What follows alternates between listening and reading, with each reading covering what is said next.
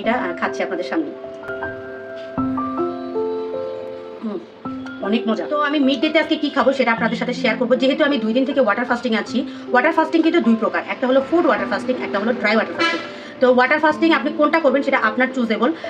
আপনি dry water fasting যেটা, সেটা রোজা রেখে আপনাকে ওয়াটার ফাস্টিং করতে হবে, একদম পানি ছাড়া। আর মানে কোনো প্রকার পানি খাওয়া যাবে না। আর ফুড ওয়াটার ফাস্টিং যেটা, সেটা তরল খাবারের উপরে থাকতে হবে, বিভিন্ন ধরনের পানির উপরে থাকতে হবে। তাই বলে আপনি কিন্তু বিভিন্ন ধরনের কার্ব জাতীয় পানি খাওয়া যাবে না, যেমন চিনি মেশানো পানি, কোক, এসব কোনো কিছু খেতে পারবেন না।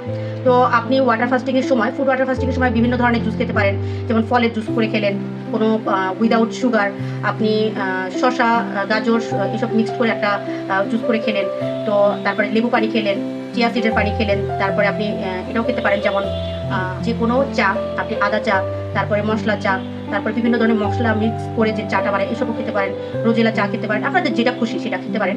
তারপরে আপনি আরও একটা জিনিস খেতে পারেন, তোকমা দানার সাথে বিভিন্ন ধরনের সিড মিশানো থাকে, যেমন তোকমা দানা, চিয়া সিড, তারপরে আপনার ইসুফগুলি ভুসি, এসব মিক্স করে আপনি ভিজিয়ে রেখে পানি খেতে পারেন। এটা আপনার জন্য অনেক বেশি উপকার হবে।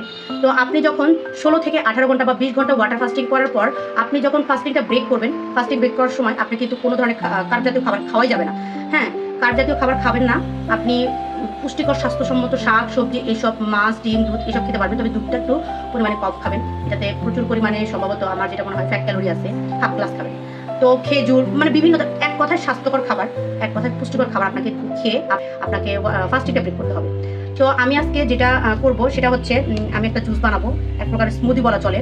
এখানে হচ্ছে গাজর আছে, শসা আছে, আর হচ্ছে কলা আছে। তো আমি এটা এখন ব্লেন্ডারে মিক্সড করে দেন আমি কোনো প্রকার মশলা ছাড়া, আমি এর মধ্যে আপনি ব্ল্যাক পেপার দিতে পারেন, একটুখানি আপনার যে পছন্দ মতো যে কোনো মশলা দিয়ে আপনি এটা মেক করতে পারেন। হ্যাঁ, তবে আপনার ডায়েট চলাকালীন অতিরিক্ত তেল মশলাযুক্ত খাবার একদমই খাওয়া যাবে না, ভারী কোনো খাবার খাওয়া যাবে না। তাহলে কিন্তু আপনার এত কষ্ট করে ডায়েট করেও কোনো লাভ হবে না, আপনার পরিমাণে কোনোভাবেই ওজন কমবে না। তো চলুন আমি আপনাদেরকে তৈরি করে তারপরে আমি আপনাদের সাথে ভিডিও শেয়ার করতেছি। এটা আমি ব্লেন্ড করে দেন আমি আপনাদের সাথে শেয়ার করছি। তো আমার স্মুদিটা কিন্তু দেখতে ঠিক এরকম হয়েছে। তো এটা খেতে কিন্তু ভালোই লাগে, আপনাদের কাছে খারাপ লাগবে না।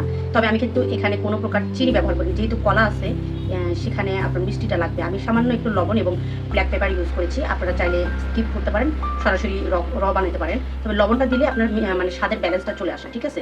তো আমি এটা খাচ্ছি আপনাদের সামনে। অনেক মজা। আর আমি কিন্তু এটা ছাঁকি নাই, শাকনাদের ছাঁকি নাই। এটার যে মানে ভিতরের যে ইয়াটা আছে আমি এটা ছেঁকে ফেলে দিই নাই। ছেঁকে ফেলে দিলে কিন্তু কোনো কিছু থাকবে না। তো সেক্ষেত্রে আমি হালকা একটু পানি মিক্সড করে যেহেতু জুসটা বানাইছি, খুবই মজা এবং খুবই স্বাস্থ্যকর। আপনারা কিন্তু এই ওয়াটার ফাস্টিং যখন চলবে, ফুড ওয়াটার ফাস্টিং যখন আপনাদের চলবে, তখন কিন্তু আপনারা এই স্মুদিটা খেতে পারেন। তো কেমন লাগলো ভিডিওটা অবশ্যই কমেন্টে জানাবেন, এবং এরকম ভিডিও পেতে আমার পেজের সাথে থাকবেন এবং পেজটিকে ফলো দিয়ে সবসময় আমাকে সাপোর্ট করবেন। আর আমার ইউটিউব চ্যানেল থেকে দেখে থাকলে অবশ্যই আমার চ্যানেলটিকে সাবস্ক্রাইব করার অনুরোধ রইল। আজকের মতো বিদায় নিচ্ছি। আসসালামু আলাইকুম। সবাই ভালো থাকবেন এবং সুস্থ থাকবেন। অবশ্যই ওজনটা নিয়ন্ত্রণে রাখবেন, তবে হেলদি ওয়েতে।